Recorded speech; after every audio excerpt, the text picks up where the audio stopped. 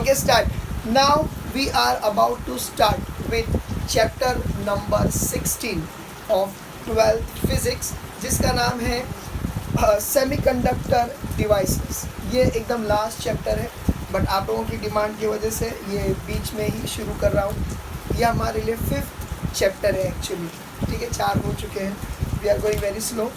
Fine, अभी देखिए इसके अंदर जो सेमीकंडक्टर डिवाइसेस है, उससे पहले आपको 11th स्टैंडर्ड के फिज़िक्स में जो लास्ट चैप्टर है, चैप्टर नंबर 14, जिसका नाम है सेमीकंडक्टर्स, उसका थोड़ा बेसिक आपको जानना ज़रूरी है, क्योंकि ये बेसिक के ऊपर ही बेस्ड जो है सारा आगे का मटेरियल इस चैप्टर में शुरू होता है। तो सबसे पहले हम लोग सेमीकंडक्टर वर्ड को समझेंगे, सेमीकंडक्टर।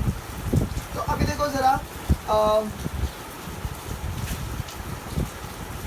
ठीक है, ये वर्ड को समझने के लिए पहले बताओ, ये वर्ड जो है 2 हिस्सों में बटा हुआ है। सेमी बोले तो हाफ, कंडक्टर मतलब क्या, टू पास, ठीक है। तो ये जो डिवाइस होता है अपने अंदर से कुछ पास होने देता है। क्या पास होने देता है? Passing of electric current. तो याद रखो, पासिंग ऑफ इलेक्ट्रिक करंट। याद रखो, कंडक्टर का मतलब होता है टू पास, मगर इधर के सिचुएशन के हिसाब से मैं इसमें मॉडिफिकेशन करके बोल रहा हूँ, पासिंग ऑफ इलेक्ट्रिक करंट या इलेक्ट्रिसिटी या इलेक्ट्रॉन्स। समझ में आ गया? सेमी मतलब क्या? हाफ, यानी कि इसमें से आधे आधे इलेक्ट्रॉन गुजरेंगे, आधे नहीं गुजरेंगे, ऐसा नहीं है। इसको सेमी कंडक्टर इसलिए बोला गया है कि कुछ कुछ कंडीशंस या सिचुएशन में ये जो डिवाइस, ऐसे डिवाइस जो सेमीकंडक्टर्स एलिमेंट से बने होते हैं, ठीक है, वो अपने अंदर से इलेक्ट्रिसिटी को कुछ सिचुएशन में पास होने देते हैं और कुछ सिचुएशन में पास होने नहीं देते। मिसाल के तौर पे, at low temperature they will be not allowing any electron to pass through it, यानी कि लो टेम्परेचर पे सेमीकंडक्टर्स अपने अंदर से इलेक्ट्रिसिटी को पास होने नहीं देंगे, ये याद रखो। लेकिन अगर आप उनका टेम्परेचर हाई कर देते हो तो याद रखो, under high temperature they will allow the current to flow through them या थ्रू इट। इतना समझा? ठीक है। अब ये वर्ड का मतलब और थोड़ा सा उसके बारे में मैंने बताया। अब इसको थोड़ा सा और डिटेल में समझते हैं कि ये सेमीकंडक्टर एग्जैक्टली है क्या। तो देखो, 11 से ज़्यादा और थोड़ा पीछे आते हैं 10th की तरफ। जब आप 10th स्टैंडर्ड में थे, साइंस 1 चैप्टर नंबर 2, क्या था वो? Periodic classification of elements. उसके अंदर हम लोगों ने एक बात पढ़े थे, क्या कि कुछ एलिमेंट्स जो है उसको मेटल्स कहा जाता है। तो मेटल होने के लिए क्या प्रॉपर्टी होनी चाहिए? उसके वैलेंस शेल। ना what do you mean by valence shell? तो याद रखो, एटम का स्ट्रक्चर आपको पता होगा, ये न्यूक्लियस है, ये पहला शेल है, न्यूक्लियस के पास से ये पहला शेल है, न्यूक्लियस के पास से ये दूसरा शेल है। सपोज करो ये 3 शेल वाला कोई एटम है, तो जो भी उसका आखिरी शेल होगा उसको बोलेंगे वैलेंस शेल या लास्ट शेल या वैलेंस शेल। और उस शेल में पाया जाने वाला जो इलेक्ट्रॉन होगा उसको बोलते हैं वैलेंस इलेक्ट्रॉन। उसको क्या बोलते हैं? Valence electron. ये हम लोगों ने 10th में पढ़े थे, ठीक है। अब मैं ये बोल रहा हूँ कि मेटल किसको बोलेंगे?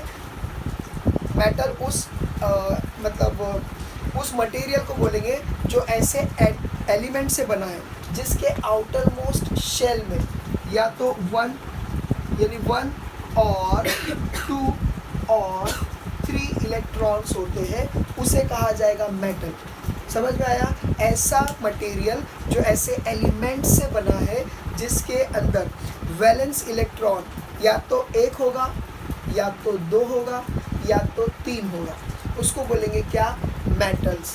फिर उसके बाद हमने पढ़े थे नॉन मेटल्स, मैं शॉर्टकट लिखा हूँ, ठीक है। नॉन मेटल के लिए on the basis of electrons क्या क्राइटेरिया है कि ऐसा एलिमेंट जिसके आउटर मोस्ट शेल में, ऐसा एलिमेंट मतलब या ऐसा एटम जिसके आउटर मोस्ट शेल में या तो 5 या तो 6 या तो 7 इलेक्ट्रॉन्स अगर होते हैं। कौन से इलेक्ट्रॉन्स? वैलेंस इलेक्ट्रॉन्स होते हैं, तो उसको कहा जाएगा नॉन मेटल। 8 वाला भी होता है, मगर उसको हम लोग क्या बोलते हैं, जीरो ग्रुप एलिमेंट, है ना, इनर्ट गैस, बराबर है कि नहीं। हाँ, तो ये जो है इनर्ट गैस या जीरो ग्रुप एलिमेंट या स्टेबल एलिमेंट्स होते हैं। तो इनर्ट गैस लिख देता हूँ मैं, इनर्ट गैस। ये क्या होते हैं, दे आर मोस्ट स्टेबल, और उनके वैलेंस इलेक्ट्रॉन्स जो होते हैं वो आउटर मोस्ट शेल में होते हैं क्या, 8। ठीक है, ये सब समझे। लेकिन अगर आप देखोगे इस गिनती में कहीं ना कहीं 4 मिसिंग है, तो याद रखो यहाँ पर आता है हम लोगों का semiconductor. Semiconductor is nothing but metalloids. क्या है ये, metalloids, which actually contain only 4 electrons in its outermost shell. समझ में आ गया। हाँ, तो ये जो है ये आपके पीरियोडिक टेबल में 14th नंबर के ग्रुप में आता है। ठीक है, यानी कि कार्बन, सिलिकॉन, जर्मेनियम, कौन सी, गीता, स्नेहा, प्रभा, ये अपन ने पढ़े थे, याद है, याद है, ये निमोनिक्स पढ़े थे। तो 14th नंबर का जो ग्रुप है इन पीरियोडिक टेबल, ठीक है, उसके अंदर जितने भी ये आते हैं ये सब मेटलॉइड्स है। एक एक्सेप्शन है कार्बन का। कार्बन जो होता है कुछ कार्बन के कुछ ऐसे कंपाउंड्स या ऐसे मटेरियल्स है जो कंडक्टिविटी ऑफ इलेक्ट्रॉन करते हैं और कुछ नहीं करते। जैसे कि diamond, diamond is non metal, non metal मतलब it do not allow electrons to flow through it. जबकि ग्रेफाइट यानी कि आपकी पेंसिल की जो लीड होती है वो क्या करती है, इलेक्ट्रिसिटी पास करवाने देती है। तो समझ में आ रहा मैं क्या बोल रहा हूँ। तो इस वजह से ये ज़रा एक्सेप्शन है, अदरवाइज ये सब क्या है, मेटलॉइड्स है, या हम अदर वर्ड्स में बोलेंगे सेमीकंडक्टर्स है। तो बस ये हम आपको पीरियोडिक टेबल के ज़रिए से बताना चाह रहे थे, मतलब मैं बताना चाह रहा था, ये समझ में आ गया सेमीकंडक्टर पीरियोडिक टेबल के हिसाब से। तो ऐसा एलिमेंट या ऐसा एलिमेंट जिसके एटम में आउटर मोस्ट शेल में 4 इलेक्ट्रॉन्स होते हैं उसको मेटलॉइड्स बोलते हैं। फिलहाल हम यहाँ मेटल की स्टडी नहीं कर रहे, तो इसीलिए हम लोग उसको क्या नाम देंगे, इलेक्ट्रिसिटी के बेस पे उसको नाम देंगे क्या, सेमीकंडक्टर्स। इतना समझ गए आपको। अब इसके आगे चलते हैं, ठीक है। अभी अगर आप लोग देखोगे सेमीकंडक्टर डिवाइसेस नाम का जो चैप्टर है आपका 12th स्टैंडर्ड में, उसके अंदर सबसे पहला पीएन जंक्शन रेक्टिफायर करके ऐसा कुछ टॉपिक आने वाला है। उसको समझने से पहले हम लोगों को 11th का जो बेस का टॉपिक समझना है, यानी बेसिक टॉपिक समझना है, उससे रिलेटेड कुछ बोलने जा रहा हूँ। आपको एनर्जी बैंड समझना पड़ेगा। सबसे पहले क्या समझना पड़ेगा, एनर्जी बैंड। ठीक है, एनर्जी तो आपको समझ में आ गया होगा। एनर्जी को हम लोग डिफाइन करते हैं क्या, एबिलिटी टू डू वर्क। अगर आपके पास एनर्जी नहीं है इसका मतलब आपके पास एबिलिटी नहीं है कोई भी काम करने के लिए। तो चाहे आप अगर मैं इलेक्ट्रिसिटी से बात कर रहा हूँ तो यहाँ पर वो कौन सी एनर्जी है, इलेक्ट्रिकल एनर्जी है। इतना समझा। अब बैंड मतलब क्या, सपोज करो जैसा आज एशिया कप में इंडिया वर्सेस पाकिस्तान है, तो नो डाउट हम लोग हमारी कंट्री को सपोर्ट करने के लिए क्या करेंगे, 3 उंगली 3 रंग में, सैफरन, वाइट और ग्रीन में डिप करके मैं ऐसा करके अगर इसके ऊपर ये बना दूँ 3 स्ट्रिप्स, ये क्या है, यू विल से के 3 bands of colour, 3 bands of colour, ये होता है क्या, बैंड का मतलब। तो यहाँ पर भी हम लोग इलेक्ट्रॉन्स के एनर्जी वाइज बैंड्स प्लॉट करेंगे एक्स और वाई एक्सिस पे, उसे कहा जाएगा एनर्जी बैंड्स। और वो बैंड को लाइन से बनाएंगे, लेकिन बाद में के शेल, आपको पता है नियरेस्ट जो ऑर्बिट होता है इन एन एटम उसको के शेल बोलते हैं। फिर जैसे जैसे दूर जाते हैं एल एम एन वगैरह वगैरह। ज़रा ध्यान से सुनिए, के will have the least energy. समझ में आया, यानी कि ये न्यूक्लियस है, सबसे पहला जो शेल है उसका नाम रहता है के शेल, उसका नाम क्या रहेगा, के शेल। इसके पास सबसे कम एनर्जी रहेगी। समझ में आया। फिर आता है दूसरा शेल एल शेल, इसके पास इसके मुकाबले थोड़ी ज़्यादा रहेगी। समझ में आया। इन शॉर्ट जैसे जैसे शेल्स बढ़ते जाएंगे नंबर और या अमाउंट ऑफ एनर्जी इंक्रीज होते जाएगी। समझ में आया, समझ में आया, ठीक है। और आपको ये भी पता है कि हर एक शेल में इलेक्ट्रॉन्स को कैरी करने की अपनी ओन कैपेसिटी होती है, जो हम लोग 2n² के ज़रिए से ढूंढते थे, where n is a natural number या नंबर ऑफ शेल होता था। खैर हमको उसमें नहीं जाना है फिलहाल। तो देखो ये हो जाता है क्या, एक शेल में 2 इलेक्ट्रॉन्स, बराबर है। फिर दूसरे शेल में सपोज करो 8 इलेक्ट्रॉन्स, कितने हैं, 8 इलेक्ट्रॉन्स, समझ में आया। 6 हो गए ना, ये 8 हो गए, 8 हो गए, ठीक है। और सपोज करो इधर पे जो है सपोज करो 2 इलेक्ट्रॉन है या 3 इलेक्ट्रॉन है, समझ में आ रहा है मैं क्या बोल रहा हूँ। तो हम लोगों को क्या करना है, ज़रा ध्यान से सुनो। एनर्जी बैंड एक ग्राफ पे बनाना है, यानी प्लॉट करना है। उसके अंदर हम लोग क्या करेंगे, एवरी शेल के, याद रखो एवरी शेल के, एवरी इलेक्ट्रॉन की एनर्जी को प्लॉट करेंगे। कुछ समझ में आया, उसको बोलेंगे एनर्जी बैंड। सपोज करो ये है वो ग्राफ, नेचुरली हॉरिजॉन्टल को हम लोग एक्स एक्सिस मानते हैं और वर्टिकल वाले को हम लोग वाई एक्सिस मानते हैं। यहाँ पर जो है हम लोग एनर्जी कंसीडर करेंगे, यानी वाई एक्सिस विल रिप्रेजेंट क्या, एनर्जी, ठीक है। और सपोज करो ये एनर्जी की कैपेसिटी है, ठीक है। अब यहाँ पर ध्यान दीजिए, एकदम सिंपल। पहला मैं जो है के शेल लेना चाहता हूँ। देखो अगर मैं खैर तो के शेल में एक इलेक्ट्रॉन, अच्छा एक और चीज़ सपोज करो, ये तो आप लोगों को समझ गया, इसमें कोई डाउट है, क्लियर हो रहा है ना, सही में समझ रहा है। अब देखो मैं इसको रहने देता हूँ। सपोज करो एक मेरे पास एक कोई तो डिवाइस या एक कोई तो मटेरियल है, ठीक है। और ये नेचुरली ऐसी कोई चीज़ नहीं है पूरे वर्ल्ड में कोई भी चीज़, चाहे आप प्लास्टिक ले लो, लोखंड ले लो, लकड़ी ले लो, कोई भी चीज़ ले लो, इवन हम हमारी बॉडी को पूरा ले लो। अगर हम लोग ज़रा ध्यान से देखो, हमारी बॉडी को अगर बारीक बारीक तोड़ के देखें तो पता चलेगा वो एटम से ही बना है, चाहे वो हमारी बॉडी क्यों ना हो। हम बोलेंगे नहीं सर बायोलॉजिकली वो तो सेल से बना है, लेकिन सेल के अंदर भी अगर जाकर देखेंगे तो हमको पता चलेगा कि वो उसमें प्रोटीन है, उसमें विटामिन है वगैरह वगैरह। तो ये सब किससे बने होते हैं, ये सब एटम से बने होते हैं, समझ में आया। तो सपोज करो मैंने कोई एक मटेरियल ले लिया, अननोन मटेरियल, और इसके अंदर क्या है, वेरियस एलिमेंट्स है या वेरियस एटम्स है। सपोज करो वेरियस क्या है, एटम्स है, ठीक है। अब मैं क्या कर रहा हूँ, मैं पहले एटम की एनर्जी ले रहा हूँ, पहले एटम की क्या ले रहा हूँ, मैं एनर्जी ले रहा हूँ, ठीक है। और के शेल की एनर्जी को मैं इस ग्राफ पे प्लॉट कर रहा हूँ, इस ग्राफ पे क्या कर रहा हूँ, प्लॉट कर रहा हूँ। पहले इलेक्ट्रॉन की एनर्जी इतनी थी, दूसरे इलेक्ट्रॉन की एनर्जी इतनी थी, बोलो समझा। फिर उसके बाद के बाद होता है क्या, एल। तो एल के अंदर कितने, 8 है, तो यहाँ पर जो है 8 लाइंस आ जाएगी। अरे समझ रहे कि नहीं। फिर ऐसा अगर हम लोग और ऊपर जाएंगे, हाँ चलो तीसरा वाला है, सपोज करो तीसरे वाले में 3 है, तो ये हो गया 3, ठीक है, हो गया। अब देखो बैंड कैसा बनाते हैं, बैंड बनाने के लिए जो भी हम लोगों ने बनाए हैं, बीच के सारी चीज़ों को हटा दो और ये बन गया आपका बैंड, बोलो समझा, समझ गया।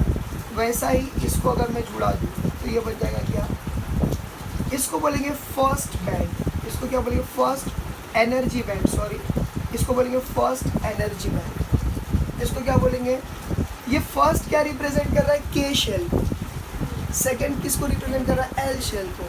अगर सपोज करो मैंने ऐसा एटम लिया हो जिसमें 3 ही शेल थे, तो इसका मतलब ये एम को रिप्रेजेंट कर रहा है। लेकिन मैं अब यहाँ पर थर्ड शेल नहीं लिखूंगा, अब हम लोग क्या लिखेंगे, वैलेंस बैंड। क्या लिखेंगे, valence band. Valence band denote कर रहा है या इंडिकेट कर रहा है कि ये लास्ट शेल है, इसके आगे नहीं हो सकता। इतना समझा, मगर एक ट्विस्ट, ज़रा ध्यान से सुनो। अगर ये एटम को अगर मैं थोड़ी सी भी एनर्जी देता हूँ या इलेक्ट्रिकल सप्लाई देता हूँ, तो क्या हो जाएगा, ये जो आउटर मोस्ट शेल में इलेक्ट्रॉन्स है, they will start to move, और ये free electrons will be responsible for generation of electric current. ये जो वैलेंस बैंड है, ठीक है, ये जो वैलेंस बैंड है, after supply of certain energy क्या बन जाएगा, ये बन जाएगा कंडक्टिंग बैंड।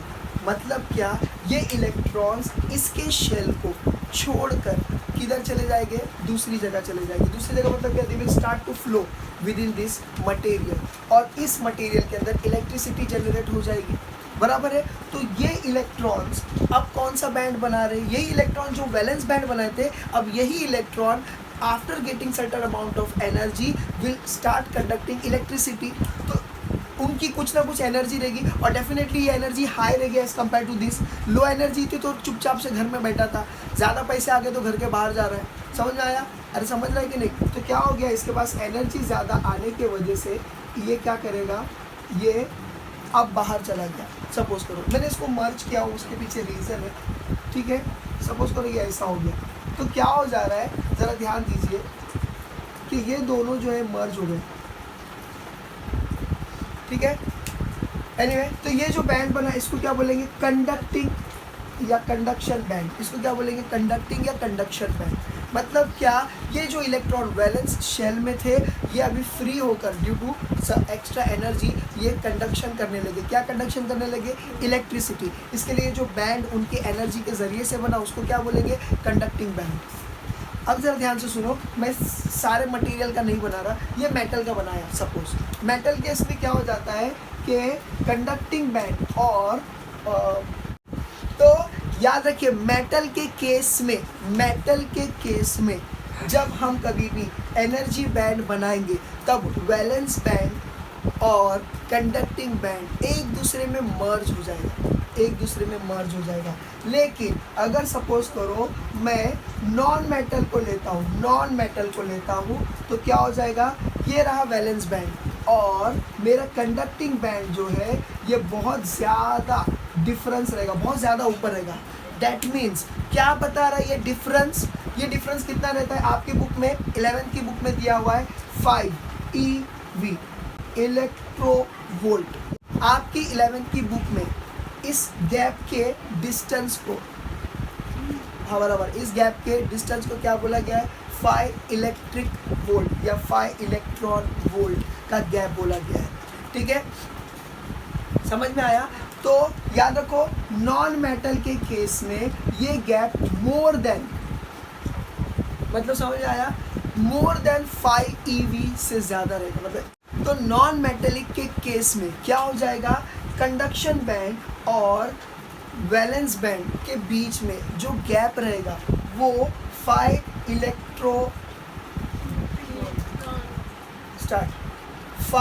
इलेक्ट्रॉन वोल्ट से ज़्यादा का गैप रहेगा, ठीक है। ये क्या इंडिकेट कर रहा है गैप, कि भाई इतना ये दोनों को मर्ज करने के लिए इससे ज़्यादा। अभी ज़रा ध्यान से सुनिए। अब अगर मैं एनर्जी बैंड, अगर मैं सेमीकंडक्टर का बनाता हूँ तो यहाँ पर भी वैसा ही गैप रहेगा, लेकिन ये गैप जो है 5 इलेक्ट्रॉन वोल्ट से कम रहेगा। तो इसका मतलब क्या है कि अगर उसको थोड़ी भी एनर्जी दे देंगे तो ये दोनों बैंड्स जो है मर्ज हो जाएंगे, और जब कभी भी ये बैंड मर्ज होते हैं there will be flow of electrons through it. समझ में आ गया?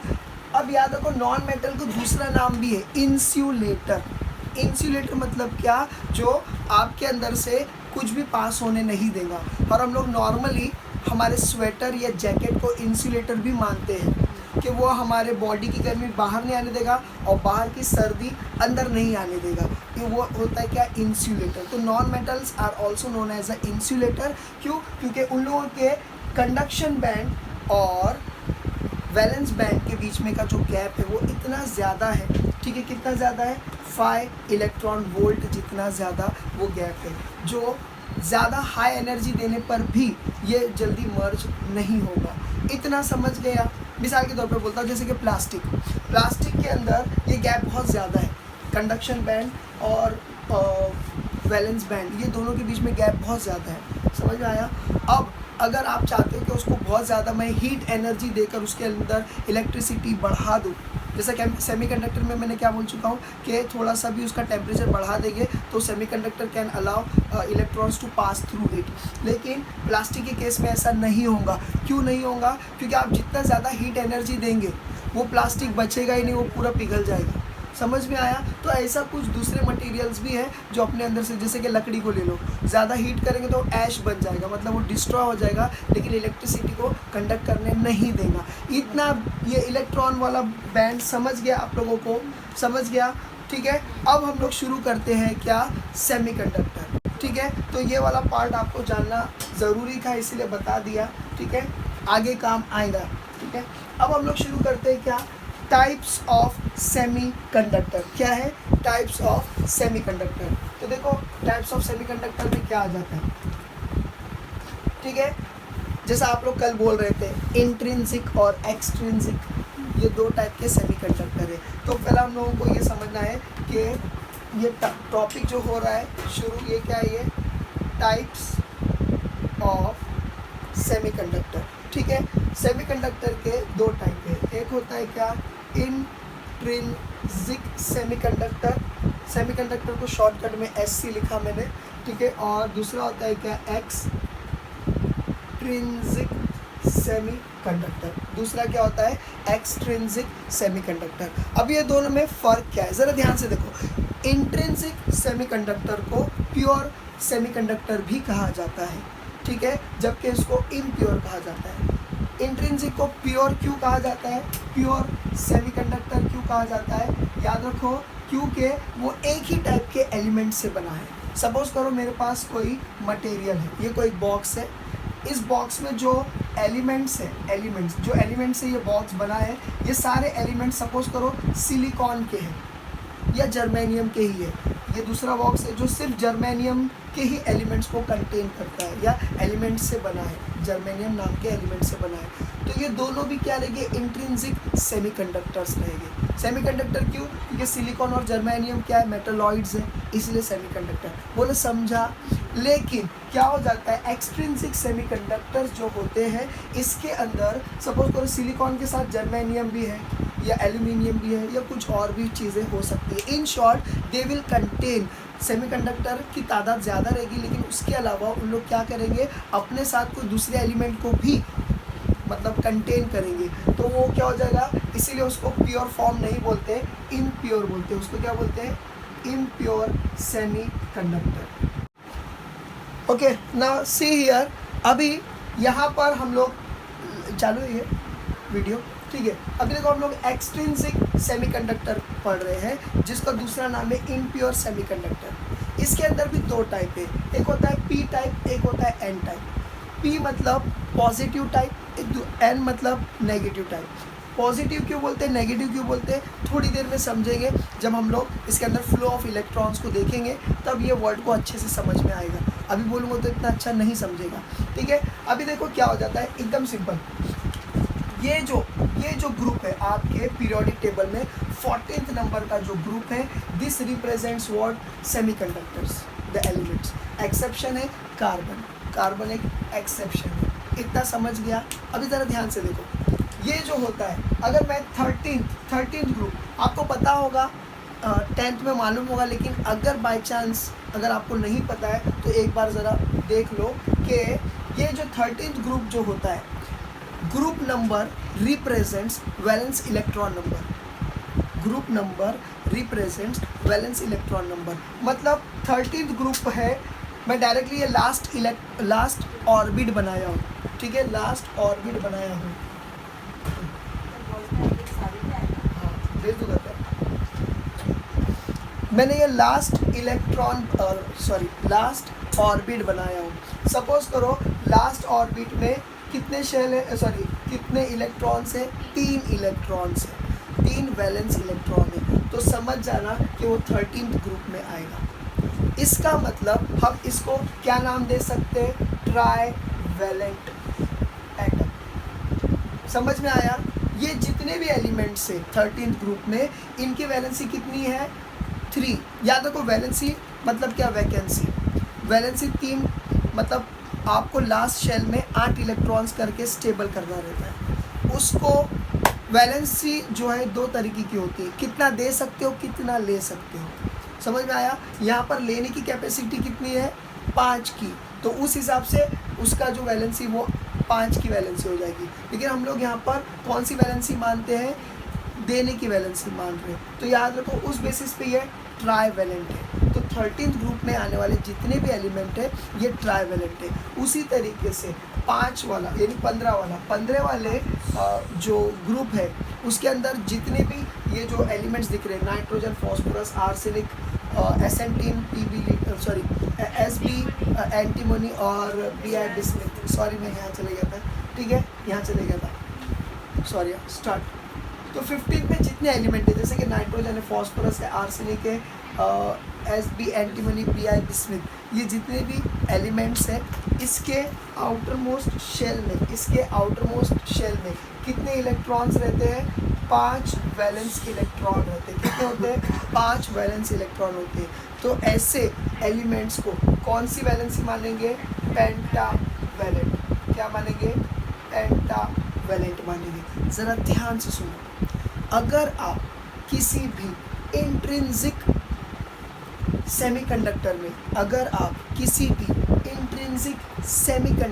में, ठीक है, अगर आप ट्राईवैलेंट वाले मिक्स कर देते हो एलिमेंट, समझ में आया? ट्राईवैलेंट वाले एलिमेंट को मिक्स कर देते हो तो वो बन जाता है क्या? P type semiconductor. बोलो समझा? कोई भी सेमीकंडक्टर के अंदर, यानी समझ में आया, ये सेमीकंडक्टर है, इनमें से किसी के अंदर भी अगर आप क्या कर रहे हो? ट्राईवैलेंट वाले एलिमेंट्स को ऐड कर रहे हो तो ऐसा जो मटेरियल बनेगा वो क्या कहलाएगा? P type. समझ गया?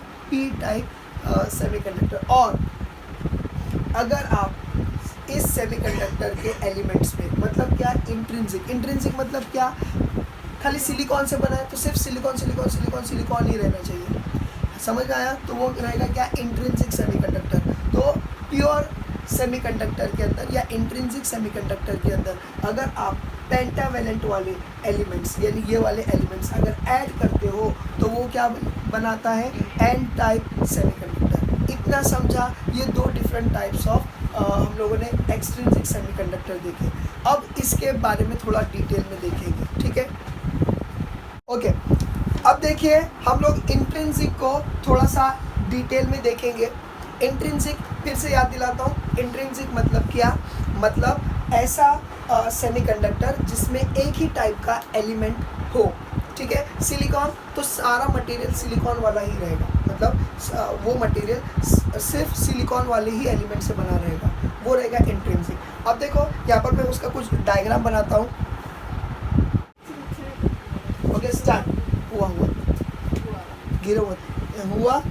ओके, अब देखिए ये जो है स्ट्रक्चर मैंने बनाया हूँ इंट्रिंसिक सेमीकंडक्टर का, जिसके अंदर आप देख सकते हो एक ही टाइप का एलिमेंट है जिसका नाम है सिलिकॉन। ये जो एरोज मैंने बनाया हूँ ये एरोज रिप्रेजेंट कर रहे हैं bond between each and every silicon atom, ठीक है? अब ये जो एरो मैं बताया हूँ अगर आप गौर करोगे, एक एरो इस सिलिकॉन के पास आ रहा है, एक एरो सिलिकॉन से दूर जा रहा है, एक एरो सिलिकॉन के पास आ रहा है, एक एरो सिलिकॉन से दूर जा रहा है। ये क्या रिप्रेजेंट कर रहा है? तो ज़रा ध्यान से देखिए। आपको पता है कि सिलिकॉन की वैलेंसी टेट्रावैलेंसी है, तो क्या हो जा रहा है कि ये कोवैलेंट बॉन्ड बनाता है बाय शेयरिंग द इलेक्ट्रॉन्स। तो एक इलेक्ट्रॉन सपोज करो वो उसको दे रहा है तो दूसरा इलेक्ट्रॉन उससे ले रहा है, इन शॉर्ट वो शेयर कर रहा है। तो अब समझा, ये दे रहा है तो ये ले रहा है, ये दे रहा है, ये ले रहा है। समझ में आ रहा है? एक्चुअली दे रहा नहीं है, वो शेयर कर रहा है। तो मैं एक एरो के ज़रिए से ये बता रहा हूँ कि ये शेयरिंग इसके साथ हो रही है, ये शेयरिंग इसके साथ हो रही है। बस ये मेरा बताने का मकसद था। इतना समझ गया आप लोगों को? तो ये मैं बना देता हूँ ज़रा, ठीक है? अब देखो ये जो इलेक्ट्रॉन्स हम लोगों ने बनाए हैं ये वैलेंसी को कंप्लीट करने में हेल्प कर रहे हैं।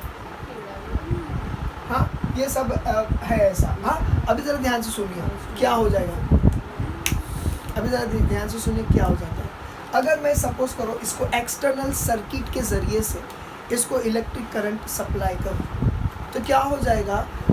अगर ये रूम टेम्परेचर पे, मतलब क्या इसका टेम्परेचर नॉर्मल से ज़्यादा बढ़ गया है तो क्या हो जाएगा, some of the electrons, valence electron will actually get energized, मतलब इसमें एनर्जी आ जाएगी और ये इलेक्ट्रॉन्स अपने बॉन्ड को तोड़कर आगे चले जाएंगे। अब ये तो मैंने खाली इतना सा हिस्सा बनाया हूँ मैग्नीफाई करके, ऐसे हज़ारों लाखों सिलिकॉन्स होंगे। तो कुछ सिलिकॉन्स के एटम्स जो है इलेक्ट्रॉन जो है एनर्जी ज़्यादा होने के बाद ये अपने बॉन्ड को तोड़कर या अपने शेल को छोड़कर दूसरे के यहाँ चले जाएंगे। समझ लो, यहाँ का जो है ये उड़कर यहाँ पर आ गया, कुछ समझ में आ रहा है। लेकिन जहाँ से ये गया है, ये जो वैकेंट जगह है, इसको क्या बोलेंगे, होल। इसको क्या बोलेंगे, होल, गढ़ा जिसको बोलते हैं हम लोग, खट्टा खट्टा बोलते हैं, वो गढ़ा है एक्चुअली। तो ये क्या हो जा रहा है, एक होल क्रिएट हो रहा है। ये होल क्या इंडिकेट कर रहा है, टेम्पररीली पॉजिटिविटी इंडिकेट कर रहा है। क्यों पॉजिटिविटी, क्योंकि इलेक्ट्रॉन क्या है, नेगेटिवली चार्ज पार्टिकल है। नेगेटिविटी जब निकलती है ऑटोमेटिकली हम लोग उसको पॉजिटिव मानते हैं, तो टेम्पररीली ये पॉजिटिव है। कुछ समझ में आ रहा है आप लोगों को, समझ में आया कि नहीं? तो ये हम लोग ऐसा इसके ज़रिए से बताते हैं। तो जो भी इलेक्ट्रॉन्स इस होल यानी छोड़कर जा रहे हैं, वो एक होल क्रिएट कर रहे हैं और किसी दूसरे होल में वो जाकर फिट हो रहे हैं और वैलेंसी को मेंटेन कर रहे हैं। जब ये फ्लो होते हैं तो इलेक्ट्रिक करंट जो है जनरेट होता है एट द हाई टेम्परेचर। इतना समझ गया। और क्या हो जा रहा है कि वेरी लेस अमाउंट ऑफ, देखो सारे इलेक्ट्रॉन्स ऐसे निकल के नहीं जाएंगे, कुछ ही अमाउंट के कुछ ही अमाउंट ऑफ इलेक्ट्रॉन जो है अपने बॉन्ड को तोड़कर आगे जाएंगे। ठीक है, इस वजह से इलेक्ट्रिसिटी जनरेट होगी सेमीकंडक्टर से, but not to the high level. इतनी कम इलेक्ट्रिसिटी जनरेट होगी कि उससे हमारा कोई काम होगा ही नहीं, मतलब क्या, कोई इलेक्ट्रॉनिक डिवाइस चलेगा ही नहीं। तो हम लोग को क्या करना पड़ेगा, we have to avoid intrinsic. हमको इस इंट्रिंसिक को एक्सट्रिंसिक में कन्वर्ट करना पड़ेगा।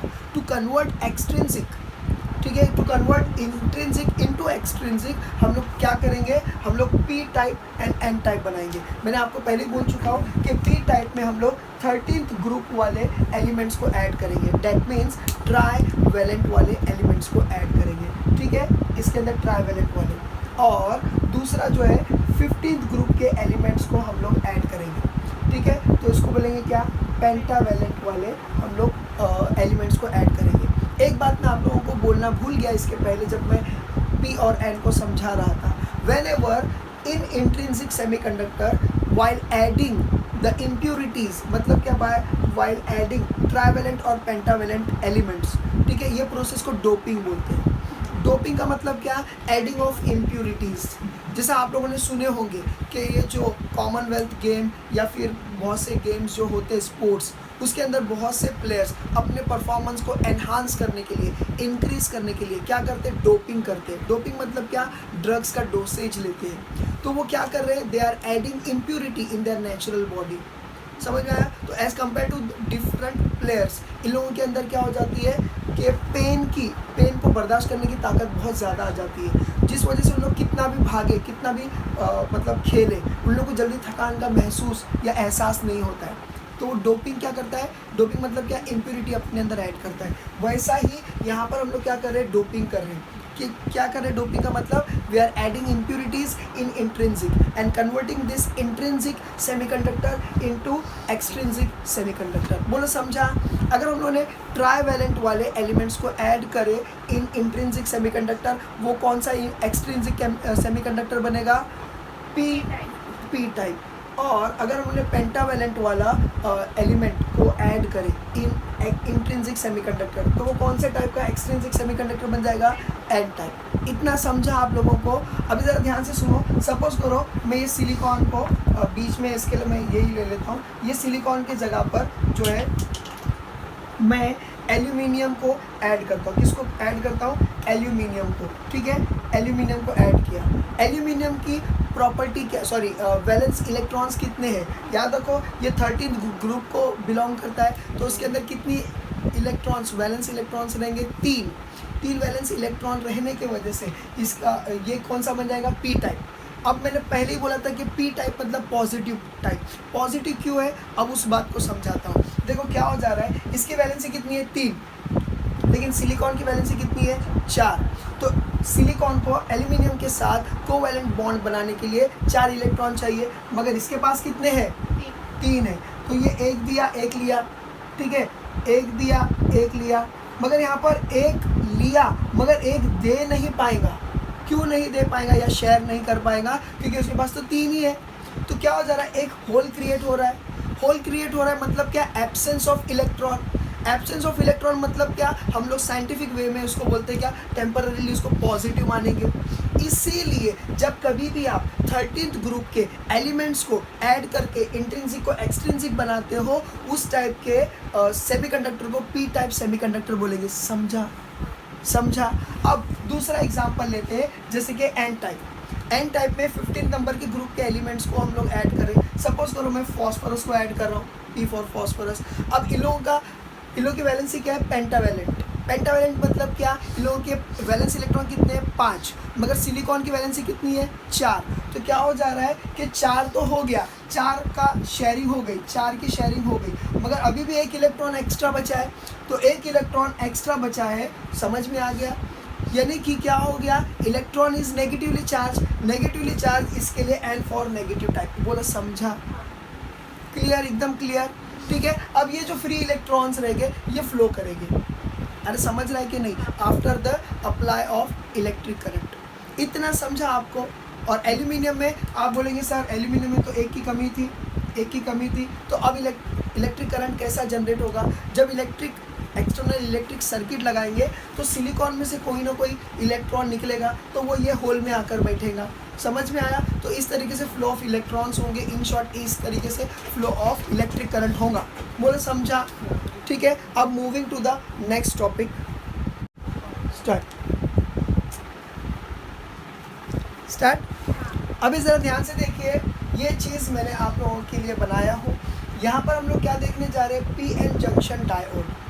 पी से मतलब पॉजिटिव क्यों बोलते हैं? क्योंकि इसमें टेट्रावैलेंट वाले इम्प्योरिटीज़ ऐड किए हैं, तो उन लोग एक होल एक्स्ट्रा खाली रखते हैं। इसलिए देखो होल के लिए मैंने गोल रिप्रेजेंट किया, ठीक है। तो इसका मतलब वो positive p type. N type क्यों? क्योंकि इसमें पेंटावैलेंट वाले इम्प्योरिटीज़ डोपिंग करते हैं, तो इस वजह से इसमें एक एक्स्ट्रा इलेक्ट्रॉन फ्री रहता है, मतलब तो इसके लिए उसको क्या माइनस से इंडिकेट किया हूँ मैंने, ठीक है। तो पी एन जंक्शन क्यों? दोनों जहाँ पर मिलते हैं, जहाँ पर कोई दो चीज़ मिलती है उसको जंक्शन बोला जाता है। डायोड बोले तो क्या, टू। ओड बोले तो क्या, इलेक्ट्रोड।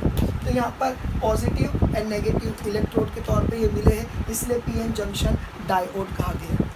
अब ये देखो, यहाँ पर कोई बैटरी नहीं लगाया गया है, बस एक वायर लिया गया है। और पी एन, पहली बात तो पी और एन को जोड़ना इतना आसान नहीं है। वो तो डायग्रामेटिकली ऐसा लग रहा है कि बहुत आसानी से हो गया, मगर इसके लिए भी, इसके पीछे भी एक बहुत बड़ी इंजीनियरिंग है। इतनी आसानी से नहीं जुड़ता है। लेकिन सपोज करो उसको जोड़ दिए और उसको वायर से कनेक्ट कर दिए। यहाँ पर लगाया क्या, एमीटर। एमीटर क्या है आपको पता है, गैल्वेनोमीटर।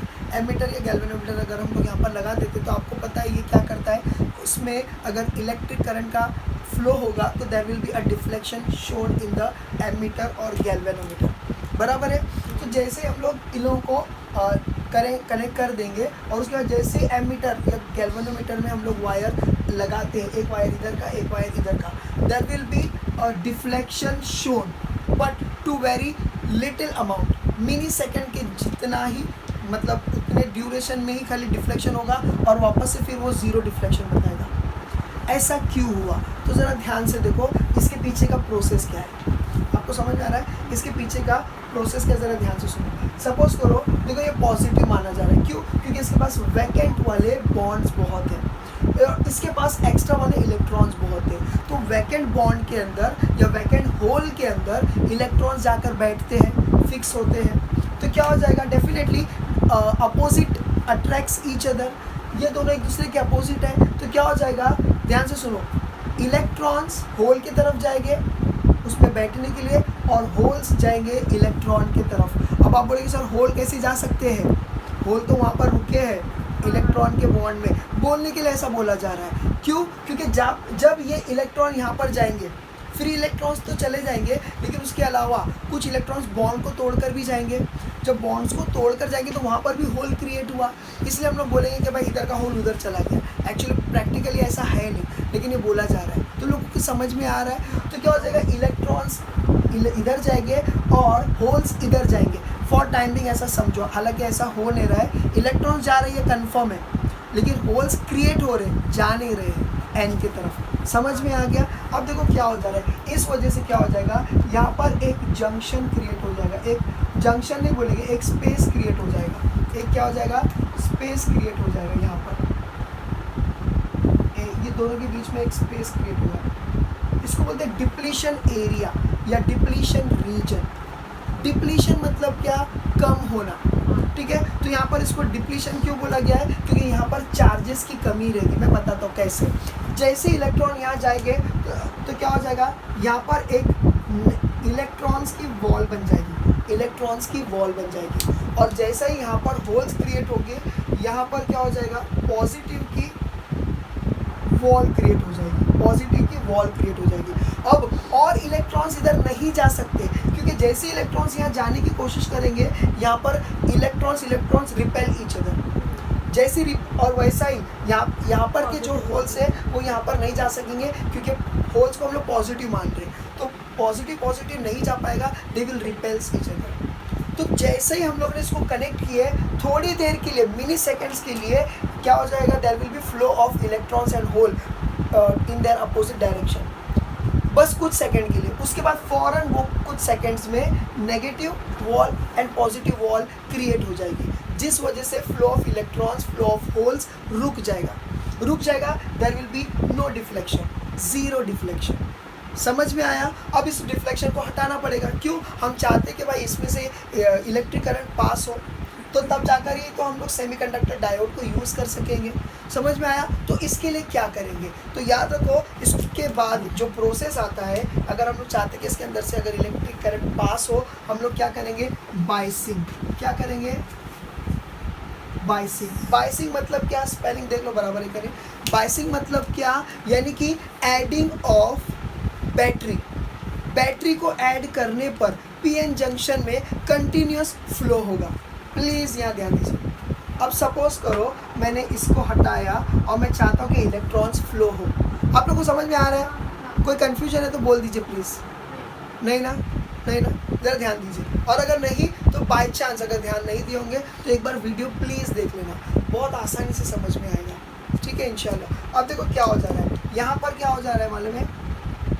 सपोज करो मैंने इलेक्ट्रिकल बैटरी यहाँ पर मतलब अरेंज कर दिया, एमीटर या गैल्वेनोमीटर हटाकर, ठीक है, ताकि ये जो ब्रिज है या ये जो डिप्लीशन रीजन है, इसके अंदर के नेगेटिव पॉजिटिव जो है ये सब हट जाए, ठीक है। तो क्या होगा, देखो ज़रा ध्यान से देखो। आपको पता है कि ये बड़ी लाइन जो है पॉजिटिविटी को या पॉजिटिव इलेक्ट्रोड को इंडिकेट करती है और ये नेगेटिव को इंडिकेट करती है, और इसमें फ्लो ऑफ चार्ज या फ्लो ऑफ करंट कैसा होगा, पॉजिटिव टू नेगेटिव, बराबर है कि नहीं?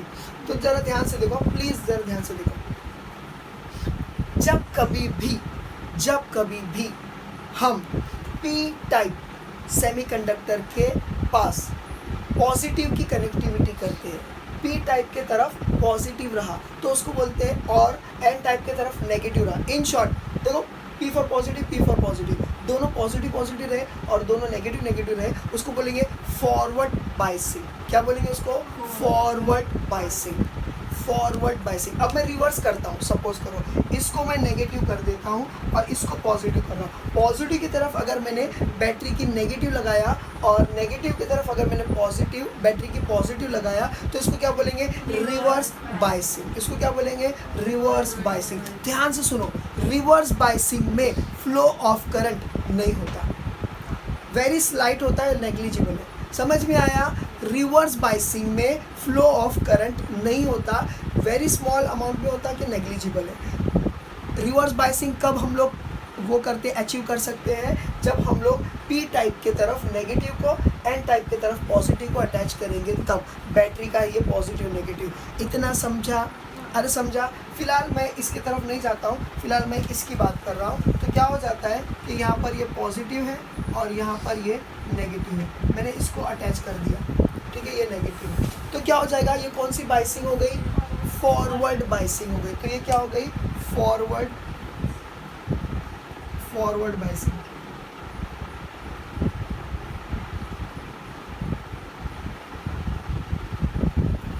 फॉरवर्ड बाइसिंग हो गई, ठीक है।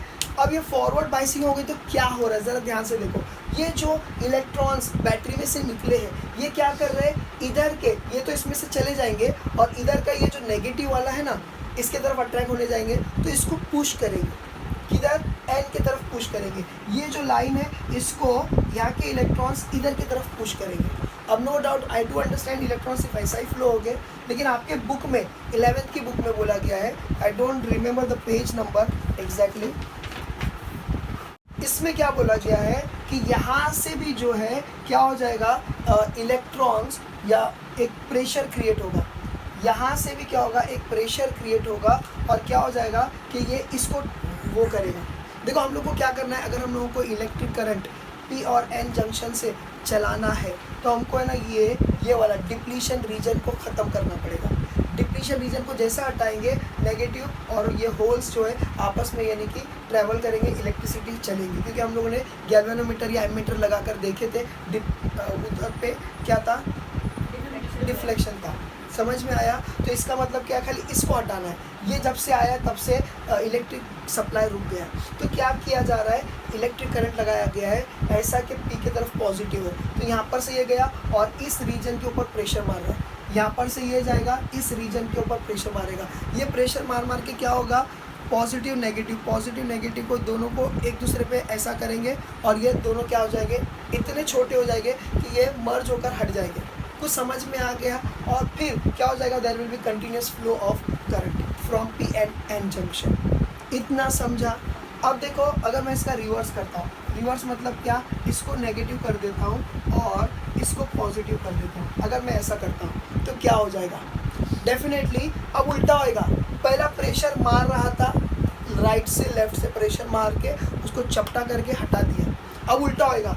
अभी ये तो पॉजिटिव है, ये तो नेगेटिव है, तो ये क्या करेगा, ये इसको पुल करेगा, अरे समझ रहे हैं, ये इसको पुल करेगा, ये इसको पुल करेगा और डिप्लीशन रीजन को बहुत खींच लेगा, इतना खींचेगा कि यहाँ पर जो नेगेटिव और पॉजिटिव की जो लाइन बनी थी वो क्या हो जाएगी, यानी ऐसा बोला जाता है कि होल्स में से सारे इलेक्ट्रॉन्स निकल जाएंगे तो क्या हो जाएगा, ये डिप्लीशन एरिया डिस्ट्रॉय हो जाएगा। डिस्ट्रॉय होने की वजह से, मगर इतना मतलब क्या हो जाता है कि जब ये डिस्ट्रॉय होता है तो very small amount of current का फ्लो होता है, जिस वजह से वो नेग्लिजिबल है, उसको हम लोग अवॉइड कर सकते हैं। कुछ समझ में आ रहा है आप लोगों को, तो ये हम लोगों को याद रखना बहुत ज़रूरी है, ठीक है, बस ये बताना था। अब आते हैं एक्चुअल में हम लोग आपके टेक्स्ट बुक के टॉपिक की तरफ। जब से अभी तक हम लोगों ने जो देखे that was a background related to या based on your 11th physics text book पे चैप्टर नंबर 14 का था। अब हम लोग आते हैं 12th स्टैंडर्ड चैप्टर नंबर 16, ठीक है, सेमीकंडक्टर डिवाइसेस। समझा बैकग्राउंड।